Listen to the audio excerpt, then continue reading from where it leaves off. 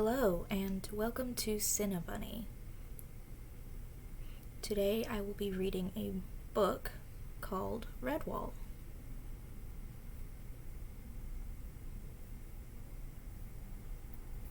If you will give me just a moment to get everything set up, we will get started.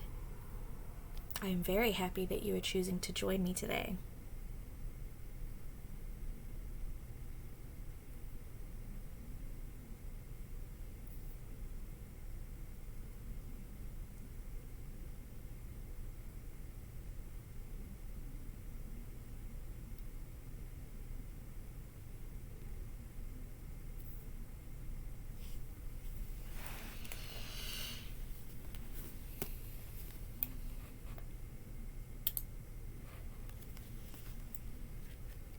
Redwall by Brian Jacques, or Jacques.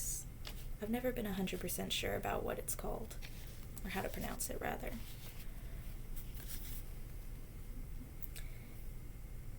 Chapter 1.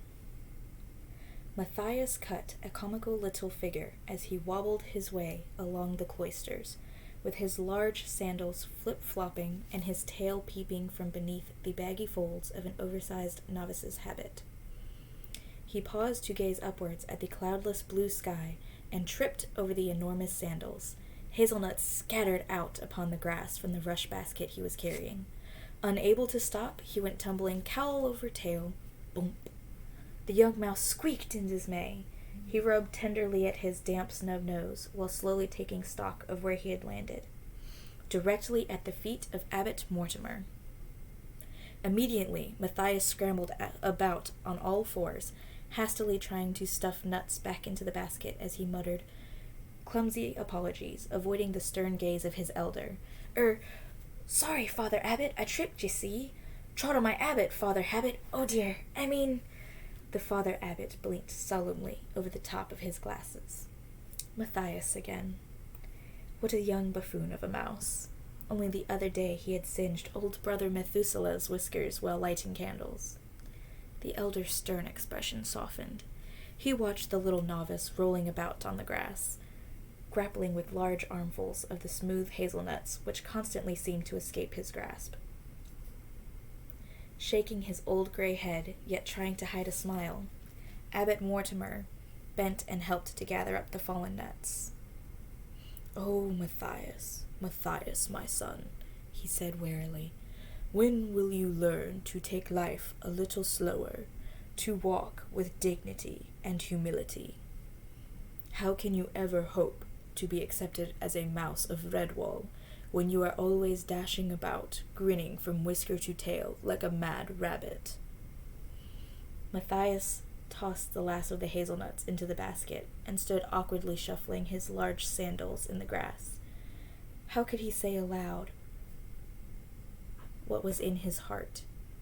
The abbot put his paw around the young mouse's shoulder, sensing his secret yearnings, for he had ruled Redwall wisely over a great number of years and gained much experience of mouse life. He smiled down at his young charge and spoke kindly to him. "Come with me, Matthias. It is time we talked together." A curious thrush, perching in a gnarled pear tree, watched the two figures make their way at a sedate pace in the direction of Great Hall, one clad in the dark greeny brown of the Order, the other garbed in the lighter green of a novice. They conversed earnestly in low tones. Thinking what a clever bird he was, the thrush swooped down on the basket that had been left behind. Twisters. The basket contained only hard nuts, locked tight within their shells. Feigning lack of interest, lest any other birds had been witness to his silly mistake, he began whistling jauntily a few bars of his melodious summer song, strolling nonchalantly over to the cloister walls in search of snails. It was cool inside Great Hall. Sunlight flooded down in slanting rainbow-hued shafts from the high, narrow-stained glass windows. A million-colored dust motes danced and swirled as the two mice trod the ancient stone floor. The Father Abbot halted in front of the wall on which hung a long tapestry. This was the pride and joy of Redwall. The oldest part had been woven by the founders of the abbey, but each successive generation had added to it. Thus the tapestry was not only a priceless treasure, it was also a significant chronicle of early Redwall history. The abbot studied the wonderment in Matthias's eyes as he asked him a question, the answer to which the wise mouse already knew. "What are you looking at, my son?" Matthias pointed to the figure woven into the tapestry. It was a heroic-looking mouse, with a fearless smile on his handsome features. Clad in armor, he leaned casually on an impressive sword, while behind him foxes, wildcats, and vermin fled in terror. The young mouse gazed in admiration. "Oh, Father Abbot," he sighed. "If only I could be like Martin the warrior. He was the bravest, most courageous mouse that ever lived." The abbot sat down slowly on the cool stone floor, resting his back against the wall. "Listen to what I say, Matthias. You have been like a son to me, ever since you first came to our gates as an orphaned woodland mouse, begging to be taken in. Come, sit by me, and I will try to explain to you what our order is all about. We are mice of peace. Oh, I know that Martin was a warrior mouse, but those were wild days when strength was needed, the strength of a champion such as Martin. He arrived here in the deep winter when the founders were under attack from many foxes, vermin, and a great wildcat. So fierce a fighter was Martin that he faced the enemy single-pawed, driving them mercilessly far from Mossflower. During the rout, Martin fought a great battle against overwhelming odds. He emerged victorious after slaying the wildcat with his ancient sword, which became famous throughout the land. But in the last bloody combat, Martin was seriously wounded. He lay injured in the snow until the mice found him. They brought him back to the abbey and cared for his hurts until he regained his strength. Then, something seemed to come over him. He was transformed by what could only be called a mouse miracle. Martin forsook the way of the warrior and hung up his sword. That was when our order found its true vocation. All the mice took a solemn vow never to harm another living creature, unless it was an enemy that sought to harm our order by violence. They vowed to heal the sick, care for the injured, and give aid to the wretched and impoverished. So was it written, and so has it been through all the ages of mousekind since. Today, we are a deeply honored and highly respected society. Anywhere we go, even far beyond Mossflower, we are treated with courtesy by all creatures. Even predators will not harm a mouse who wears the habit of our order. They know he or she is one who will heal and give aid. It is an unwritten law that Redwall mice can go anywhere, through any territory, and pass unharmed. At all times, we must live up to this. It is our way, our very life. As the abbot spoke, so his voice increased in volume and solemnity. Matthias sat under his stern gaze, completely humbled. Abbot Mortimer stood and put a wrinkled old paw lightly on the small head, right between the velvety ears, now drooping with shame. Once more the poor abbot's heart softened towards the little mouse. Poor Matthias, alas for your ambitions. The day of the warrior is gone, my son. We live in peaceful times, thank heaven, and you need only think of obeying me, your abbot, and doing as you are bidden. In time to come, when I am long gone to my rest, you will think back to this day and bless my memory, for then you will be a true member of Redwall. Come now, my young friend, cheer up. It is the summer of the late rose. There are many, many days of warm sun ahead of us. Go back and get your basket of hazelnuts. Tonight we have a great feast to celebrate, my golden Jubilee as abbot. When you've taken the nuts to the kitchen, I have a special task for you. Yes, indeed, I'll need some fine fish for the table. Get your rod and line. Tell Brother Alf that he is to take you fishing in the small boat. That's what young mice like doing, isn't it? Who knows, you may land a fine trout or some sticklebacks. Run along now, young one. Happiness filled Matthias from tail to whiskers as he bobbed a quick bow to his superior and shuffled off. Smiling benignly, the abbot watched him go. Little rascal. He must have a word with the almoner to see if some sandals could be found that were the right fit for Matthias. Small wonder the poor mouse kept tripping up. And that is the end of chapter 2. I will return in just a short moment after a short break to get some water, and I will read chapter 2.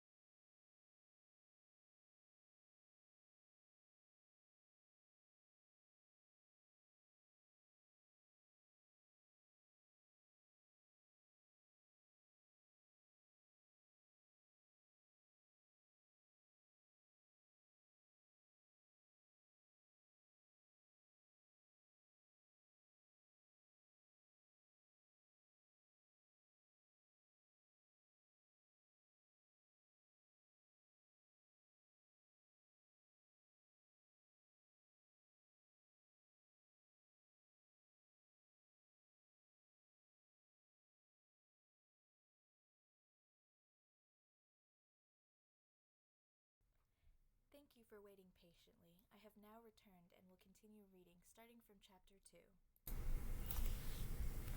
The high, warm sun shone down on Clooney the Scourge.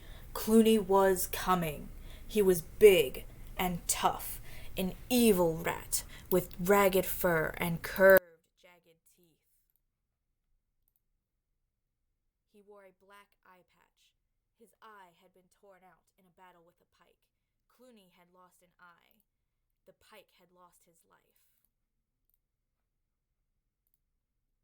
Some said that Clooney was a Portuguese rat. Others said he came from the jungles far across the wide oceans. Nobody knew for sure.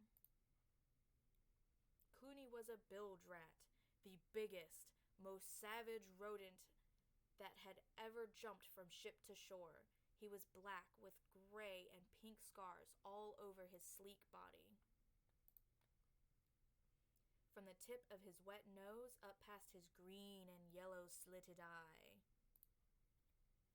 Across both his mean, tattered ears, down the length of his heavy, vermin-ridden back, to the enormous whip-like tail which had earned him his title, Clooney the Scourge. Now he rode on the back of the hay wagon with his 500 followers, a mighty army of rats, sewer rats, tavern rats, water rats, dockside rats. Clooney's army, fearing yet following him. Redtooth, his second in command, carried a long pole. This was Clooney's personal standard. The skull of a ferret was fixed at its top. Clooney had killed the ferret.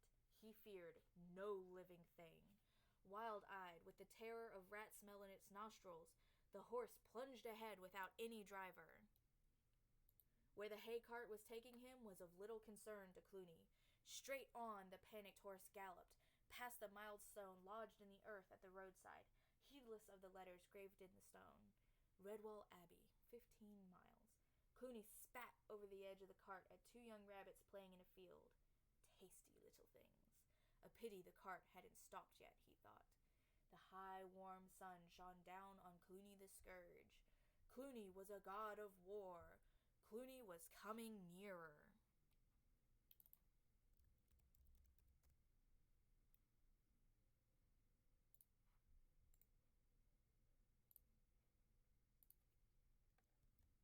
Chapter 3. Beneath the great hall of Redwall, candles burned bright in their sconces. This was the cavern hole of the mice. What a night it was going to be. Between them, Matthias and Brother Alf had caught and landed a fully grown grayling. They had fought and played the big fish for nearly 2 hours, finally wading into the shallows and dragging it to the bank. It was nearly 2 pounds in weight, a tribute to Brother Alf's angling skills, combined with the youthful muscles of Matthias and their joint enthusiasm. Constance the Badger had to be called. Gripping the fish in her strong jaws, she followed the two mice to the abbey kitchen and delivered the catch for them. Then she made her farewells. They would see her at the Jubilee feast that evening, along with many other Mossflower residents who had been invited to share the festivities. Brother Alf and Matthias stood proudly beside their catch amid the culinary hustle and bustle until they were noticed by Friar Hugo. Busy as he was, the enormously fat Hugo, who would have no other title but that of friar, stopped what he was doing, wiping the perspiration from his brow with a dandelion that he held with his tail. He waddled about inspecting the fish. Nice shiny scales, bright eyes, beautifully fresh. Friar Hugo smiled so joyfully that his face disappeared amid deep dimples. He shook Alf by the paw and clapped Matthias heartily on the back as he called out between chuckles, "Bring the white gooseberry wine! Fetch me some rosemary, thyme, beechnuts, and honey, quickly! And now, friends, now!" he squeaked, waving the dandelion wildly with his tail. "I, Hugo, will create a grayling a la Redwall, such as will melt in the mouth of mice. Fresh cream! I need lots of fresh cream! Bring some mint leaves, too." They had left Friar Hugo ranting on, delirious in his joy, as they both went off to bathe and clean up, combing whiskers, curling tails, shining noses, and the 101 other grooming tasks that Redwall mice always performed in preparation for an epic feast. The rafters of Cavern Hall rang to the excited buzz and laughter of the assembled creatures. Hedgehogs, moles, squirrels, woodland creatures, and mice of all kinds. Field mice, hedge mice, door mice, even a family of poor little church mice. Kindly helpers scurried about, making everybody feel welcome. "Hello there, Miss Church Mouse. Sit the children down. I'll get them some raspberry cordial." "Why, Mr. Bankful, so nice to see you. How's the back? Better now? Good. Here, try a drop of this peach and elderberry brandy." Matthias's young head was in a whirl. He could not remember being so happy in all his life. Winifred the Otter nudged him. "I say, Matthias, where's this giant grayling that you and old Alf hooked? By the claw! I wish that I could land a beauty like that. Nearly a 2-pounder, wasn't it?" Matthias swelled with pride. Such praise, and from the champion fisher herself, an otter! Tim and Tess, the twin church mouse babes, felt Matthias's strong arm muscles and giggled aloud in admiration. He helped to serve them 2 portions of apple and mint ice cream. Such nice little twins. Was it only 3 months ago that he had helped Sister Stephanie to get them over tail rickets? How they had grown! Abbot Mortimer sat in his carved willow chair, beaming thanks as one by one the new arrivals laid their simple homemade gifts at his feet. An acorn cup from a squirrel, fishbone combs from the otters, mossy bark sandals made by the moles, and many more fine presents too numerous to mention. The abbot shook his head in amazement. Even more guests were arriving. He beckoned Friar Hugo to the side. A whispered conference was held. Matthias could only hear snatches of the conversation. "Don't worry, Father Abbot. There will be enough for all." "How are the cellar stocks, Hugo?" "Enough to flood the Abbot Pond, Father." "And nuts? We must not run short of nuts." "You name them, and we've got them. Even candied chestnuts and acorn crunch. We could feed the district for a year." "Dairy produce?" "Oh, that. I've got a cheddar cheese that 4 badgers couldn't roll, plus 10 other varieties." Good, good. Thank you, Hugo. Oh, we must thank Alf and young Matthias for that magnificent fish. What fine anglers they are. There is enough to keep the entire abbey going for a week. Excellent, mice. Well done. Matthias blushed to his tail's end. "The otters! The otters!" A loud, jolly cry went up as 3 otters in clown costume came bounding in. Such acrobatics! They tumbled, balanced, and gyrated, cavorting comically across the laden tabletops without upsetting as much as a single sultana. They ended up hanging from the rafters by a string of ivy to wild applause. Ambrose Spike the Hedgehog did his party piece. He amazed everyone with his feats of legerdemain. Eggs were taken from a squirrel's ear. A young mouse's tail stood up and danced like a snake. The incredible vanishing shell trick was performed in front of a group of little harvest mice who kept squeaking, "He's got it hidden in his prickles!" But had he? Ambrose made a few mysterious passes and produced the shell, straight out of the mouth of an awestruck infant. Was it magic? Of course it was. All activity ceased as the great Joseph Bell tolled out 8 o'clock from the Abbey belfry. Silently, all the creatures filed to their allotted places. They stood reverently behind the seats with heads lowered. Abbot Mortimer rose and solemnly spread his paws wide, encompassing the festive board. He said the grace, "Fur and whisker, tooth and claw, all who enter by our door, nuts and herbs, leaves and fruits, berries, tubers, plants and roots, silver fish whose life we take, only for a meal to make." This was followed by a loud and grateful "Amen." There was a mass clattering of chairs and scraping of forms as everyone was seated. Matthias found himself next to Tim and Tess on one paw, and Cornflower Field Mouse on the other. Cornflower was a quiet young mouse, but undoubtedly very pretty. She had the longest eyelashes Matthias had ever seen, the brightest eyes, the softest fur, the whitest teeth. Matthias fumbled with a piece of celery and self-consciously turned to see if the twins were coping adequately. You never could tell with these baby church mice. Brother Alf remarked that Friar Hugo had excelled himself, as course after course was brought to the table. Tender freshwater shrimp garnished with cream and rose leaves, deviled barley pearls in acorn puree, apple and carrot chews, marinated cabbage stalks steeped in creamed white turnip with nutmeg. A chorus of oohs and ahs greeted the arrival of 6 mice pushing a big trolley. It was the grayling. Wreaths of aromatic steam drifted around cavern hole. The fish had been baked to perfection. Friar Hugo entered, with a slight swagger added to his ungainly waddle. He swept off his chef's cap with his tail, and announced in a somewhat pompous squeak, "My Lord Abbot, honored guests from Mossflower area, and members of the Abbey, ahem, I wish to present my piece de resistance. Oh, get on with it, Hugo!" After some icy staring about to detect the culprit, and several smothered sniggers from around the room, the little fat friar puffed himself up once more, and declared firmly, "Grayling a la Redwall." Polite but eager applause rippled round as Hugo sliced the fish and placed the first steaming portion onto a platter. With suitable dignity, he presented it to the abbot, who thanked him graciously. All eyes were on the Father Abbot. He took a dainty fork, loaded precariously with steaming fish. Carefully, he transferred it from plate to mouth. Chewing delicately, he turned his eyes upwards, then closed them, whiskers a twitch, jaws working steadily, munching away. His tail curled up, holding a napkin which neatly wiped his mouth. The abbot's eyes reopened. He beamed like the sun on midsummer morn. "Quite wonderful!